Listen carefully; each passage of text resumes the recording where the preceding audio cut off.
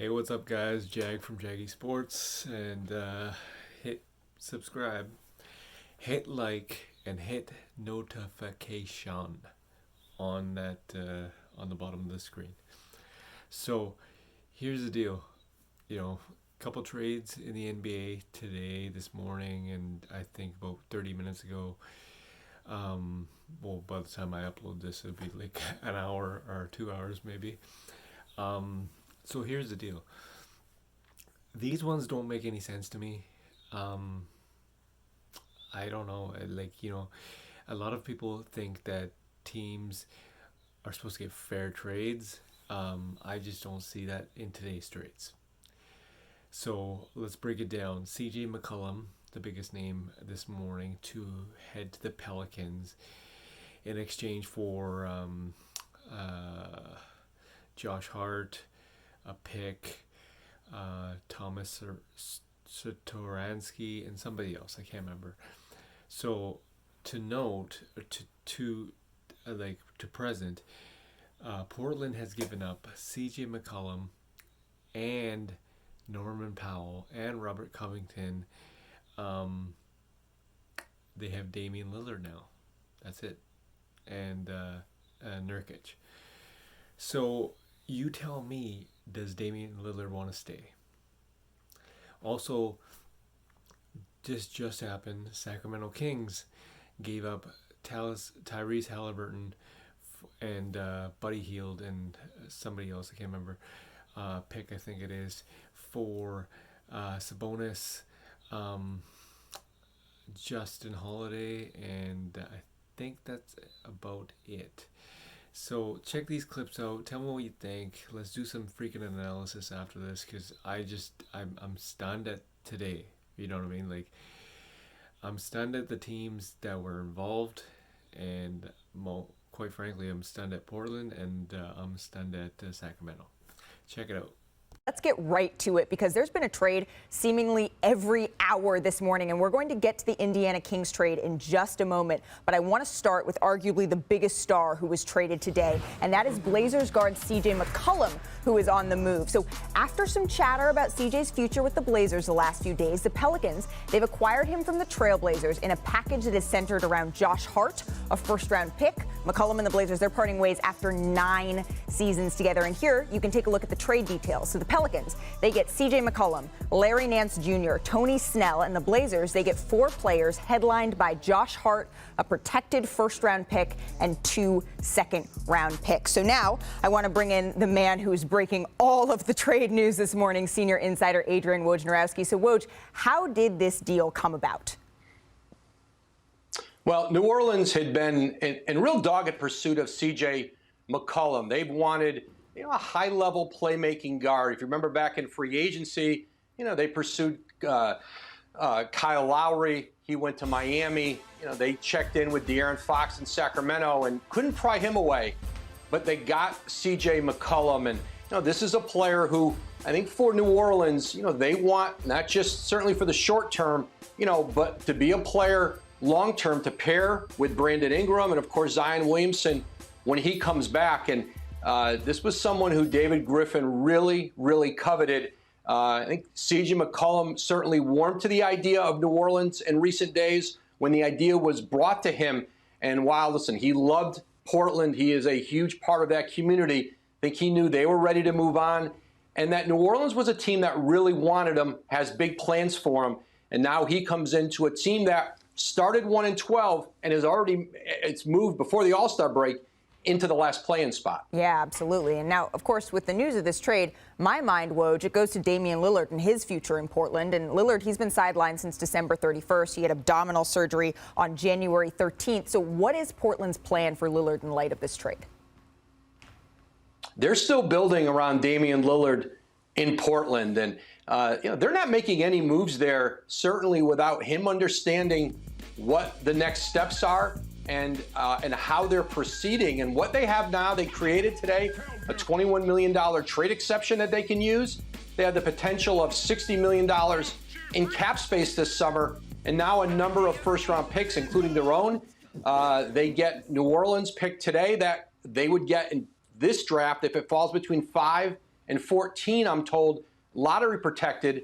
And now they'll continue to be out there, I think, even before the deadline's over, in acquiring high-level players. They are not retreating. They are not trying to rebuild, but they're trying to reshape this roster. You've seen what they've done now over the last few days with the trade with the Clippers, now the Pelicans, and there's more in Portland. And you see the emergence of Anthony Simons, Nasir Little this season, two young players that, they're certainly going to build around there, but expect to see more veteran players, and they hope some more impact players brought in around Damian Lillard. And they can certainly look at an extension for Lillard in this offseason. I want to switch gears for just a second here, Woj, because you reported another major trade today involving the Kings and the Pacers. We're going to dive more into it shortly. But before I let you go for right now, what's the instant reaction around the league to Sacramento trading Tyrese Haliburton? Stunned. I think Tyrese Haliburton was stunned, Malika. The league is stunned at this trade. And the fact that he was even available. I think there were a lot of teams who thought if we knew we could have gotten Tyrese Haliburton, we would have been really knocking at the door in Sacramento. We'll talk about it more later, but this is a move. This was a player who everyone had thought, including Tyrese Haliburton, that he'd be the cornerstone for their future. So Woj is back with me. I know he is breaking everything down, always on your phone. Woj, thank you so much for the time. The Pacers and the Kings, they made a trade, and Indiana sent Domantas Sabonis, Jeremy Lamb, and Justin Holiday to Sacramento for Tyrese Haliburton, Buddy Hield, and Tristan Thompson. So how did this trade come together?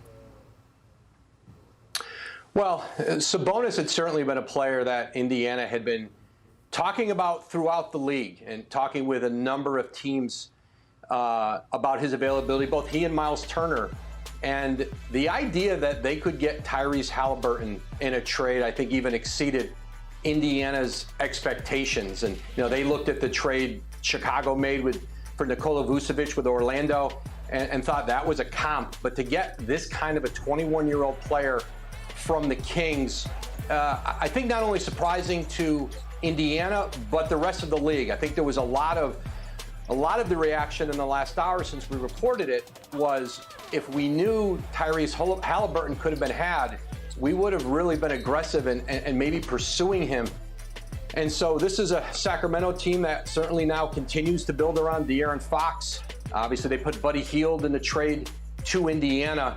But I think for Sacramento, it was a week ago, I was in New York City the morning after they played Philly. Haliburton had 38 against the Sixers, just an electric performance in Philly, almost carried them to a win. And I saw Tyrese Haliburton in the hotel lobby in the morning. I saw their owner, Vivek Ranadive, and Haliburton was somebody who really, really was committed to being the guy to help turn that organization around. I was told he was stunned today. And I know this, their front office, Monty McNair, their GM, Wes Wilcox, their assistant GM, I've always been under the belief that those two really, really, really valued Haliburton. And so how this trade came about and the decision to put him in it is stunning. And certainly for Indiana, I think it changes the trajectory of how they reshape this roster. And now you have another young player they really like, Chris Duarte, their rookie, with Haliburton, Malcolm Brogdon still in that backcourt. And Indiana's got picks. They've still got a Ricky Rubio expiring contract they can use. And I think this sped up Indiana's, the reshaping of their roster, maybe makes their rebuild more of a reshaping than having to break this thing down. And we saw that surprise ripple around the league this morning. I want to stick with the Pacers here, Woj, because Miles Turner, he's been a name we've discussed quite a bit as we approach this trade deadline. Where does Turner stand amidst this trade? Yeah, I'm told that Turner was really eager and enthusiastic about the idea of playing with Haliburton. And, he was a player who's been in trade talks. He's out with that stress reaction. He was somebody who it became harder to trade him here at the deadline because he's been injured. It's never easy to move a player when he's got an injury. People aren't seeing him play. But I'm told now, the idea that he'll be able to play center. He and Sabonis never quite fit. One of them was going to go. Sabonis goes to the Kings. And listen, Sabonis is a terrific player. He's a two-time All-Star. He's a significant player in this trade and certainly a significant upgrade for the Kings at that position. But now I think structurally their roster fits better in Indiana with Miles Turner. I think it becomes very unlikely you see him moved. And now you can start to see the pieces. And the Pacers are a team that has their own pick this year. They've got the Cavaliers pick, and they've got Houston's second-round pick, which you know is going to probably be in the top 32, 33. Woj, thank you so much. Please don't go too far, though, because as today has been going, I just have this feeling we're going to need you back. Really appreciate the time. So Woj used the term stunned, but after this trade went down, J.J. Redick, he simply tweeted, "What?" And I think that summed up what so many people were thinking and feeling as they saw Woj's reporting. So I want to bring in J.J. Redick along with Zach and Richard to get their reaction on this trade. And J.J., since you tweeted, I'll start with you. What's your reaction? This is some form of malpractice on the Kings' part. This is some form of malpractice. I'm so proud of you. Listen, Tyrese Halliburton has been the best player on that team. As Woj said, and unlike Richard, who says Josh Hart is his guy, I think they may know each other. Tyrese really is my guy. This is a close friend of mine. I can co-sign what Woj said. He was determined to turn things around and be part of that rebuild in Sacramento. I know he's shocked right now, but they traded away their best player. They also traded away one of the most prolific three-point shooters in recent NBA history in Buddy Hield. They've got one guy on that roster right now shooting over 33% from the three-point line in Harrison Barnes. De'Aaron Fox can't shoot. Sabonis can't shoot. So you're building a team around two non-shooters with a bunch of non-shooters. Make it make sense, Zach. Make it make sense. Well, JJ, you said Tyrese Halliburton's been the best player on the Kings, and he has been the best player on the Kings.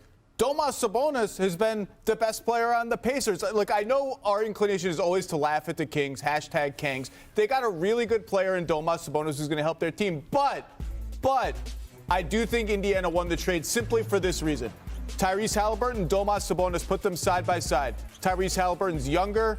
He's on a better contract. He's a more valuable player and a more valuable trade piece right now and going forward. And I don't think the Kings got enough extra stuff in getting off Buddy Hield and getting Justin Holiday, who's a nice role player, to make up for this difference. So I think Indiana won the trade, but I'm not going to sit here and cackle at the Kings' expense as much as I enjoy cackling at the Kings' expense. But here's my thing. When I look at these two teams in their respective conferences, both of them sit at 13th. So, Richard, does this trade put the Kings in any sort of playoff contention in the West? No, God, no. No, but now this is the thing, and this is where it gets confusing. I want to make sure very clear. The play-in tournament is not the playoffs, right? It's not the playoffs. And I understand. Say it again, Richard. The play-in tournament is not the playoffs. Now, look, if you look at this, they're not very far away, from the play-in tournament. What is it, the top 10? Yeah, they're not very far. Yeah, get a cookie for that? But that's not good. And let's say traditionally, if you were to say the normal playoff format, they'd be like 6 games behind the Clippers for the final 8th spot. So let's get back to the actual trade. I'm on the same boat as everybody else, but I'm going to cackle at the Kings, right? What on earth would tell anybody in the last 15 years that the Kings are going to do anything that make any sense? And then I'm going to attack the rest of the NBA. Oh, if I would have known Halliburton was available, he was just drafted last year. You could have drafted him. Most of the teams in the league, he fell all the way down to 12th. Great point. The Suns could have him. Imagine that. He fell all the way down to 12th, and everyone's like, man, Tyrese Halliburton can play. It's like, well, you weren't doing your homework, or the people that were assessing talent wasn't doing a very good job. And we'll add one more beautiful layer to this, Malika. The Kings are going to do what the Kings do. We should not stress. And I'm not going to talk about Sabonis in a negative sense because I think he's a great player. You get a 2-time All-Star. Great player. He is a high-level player. He is versatile. Can he shoot? No, but he can do a whole lot of other things. So Sabonis is a great pickup for the Kings.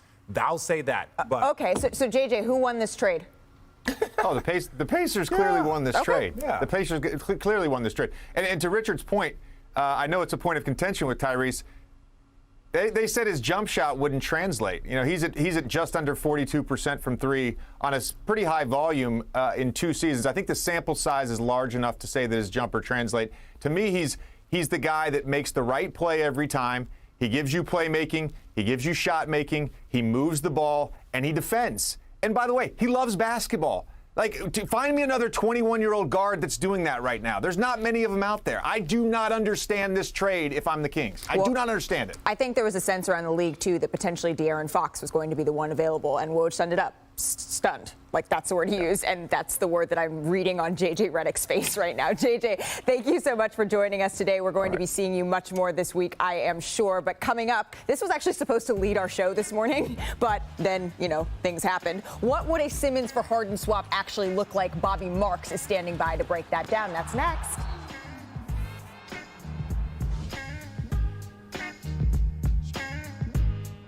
Top NBA analysts with insight on all trades around the league. So catch NBA Today on February 10th from 1 to 4 Eastern on ESPN.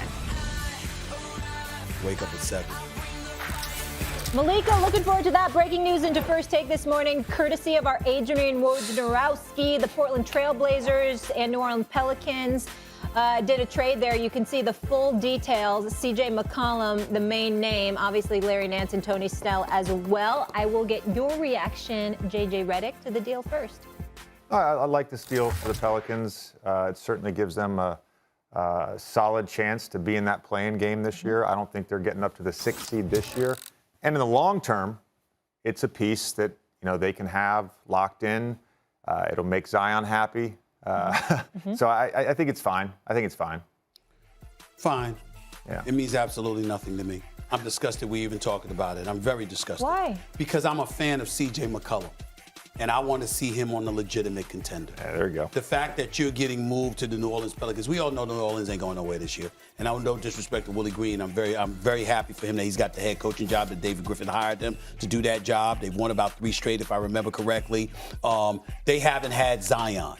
And to me, listen, I'm not questioning the legitimacy of Zion's entry at all. I would never do that. What I will say, however, there's something to be said about a passion to play, particularly at a certain place.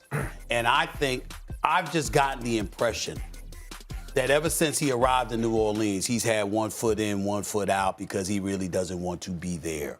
And I think it's something that David Griffin and the New Orleans Pelicans organization needs to place a keen eye on to make sure you get extraordinary value for this guy in the event that you ever have to move him. But the first thing he has to do is show you that he can stay on the floor continuously. And so for me, that's how I look at the Pelicans. And C.J. McCollum, I'm a huge fan of his. And I hate the fact that he's in this situation. I want to see him on a contender. I would have loved to have seen him with the 76ers. We talked about this earlier. Yes. I think that would have been such a great fit for him. Yes. And they had a chance this summer. Yeah. Real quick, before we get to actually the Nets, we're going to stay in the East. What about on the Blazers side? Does it do anything for you? No. Much I mean, ado about nothing? they're going to avoid some luxury tax this year. They're going to have some cap space in the future. They get a couple second-round picks. And truthfully, a young player in Nickeil Alexander-Walker that has a lot of potential. They have young talent, and they need to focus on young talent. Because whether Damian Lillard admits it or not, listen, he expected more from the organization in terms of putting themselves in a contender status position. They didn't do much. Neil O'Shea is gone. Chauncey Billups is, as far as I'm concerned, set up to fail, as far as I'm concerned. It's not a great situation for anybody in Portland to be in other than the young players. And Damian Lillard needs to get the hell out of there ASAP, even though he's out with an abdominal injury. So there you have it. I don't know where to begin. Damian Lillard, he's in his prime, obviously. Not right now. He's injured. But, it just goes to show you that the management in Portland is banking on the fact that they're going to land a free agent in the summertime.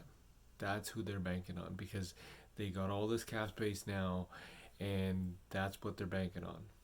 So I don't think that's going to happen.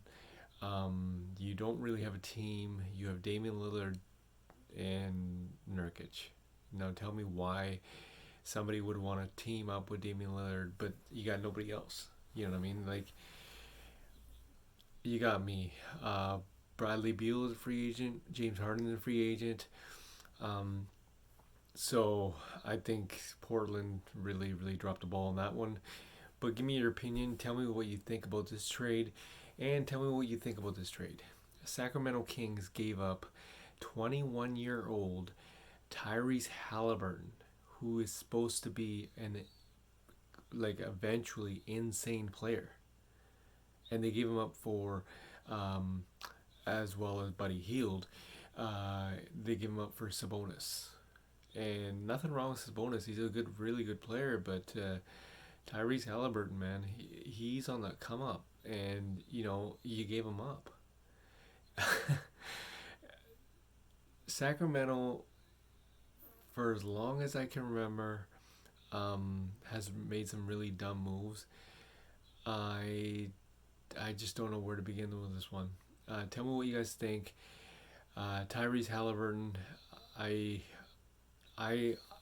if there was one positive thing I could say about Sacramento, is that they drafted Tyrese Halliburton. That's the one thing that I could say about them. You know what I mean? Like, they got De'Aaron Fox, they had Buddy Hield. I guess they just didn't know what to do with that, and now you give up the one kid who's 21 years old. You give him up. I get it. You got Sabonis, but like, I just don't know. Like, you know what I mean? I am at a loss for words on that one, and there's nothing that can shock me on that one. But I'm hearing that Miles Turner wants to play with Tyrese Halliburton. Like, who wouldn't, right? So Indiana is getting better and better because they just traded Sabonis, and they got Tyrese Halliburton, they got Miles Turner, they got Malcolm Brogdon, who essentially is like similar player to Halliburton. So you can expect Brogdon to get moved. On the James Harden front, on the James Harden front, I'm hearing that the Nets won't back down because they say they want Ben Simmons and Tyrese Maxey, and they're not going to back down. So you can look for a standstill because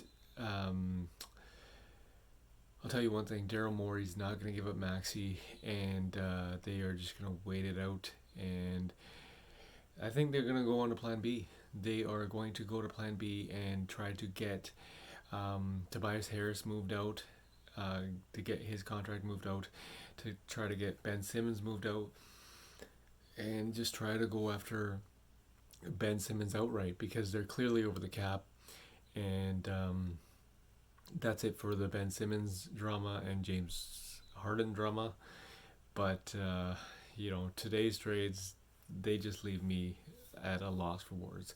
Tell me what you guys think. Make sure you hit subscribe, make sure you hit like, make sure you hit notification. Tell whoever you gotta tell. I don't know, your teacher, your whatever, your mailman.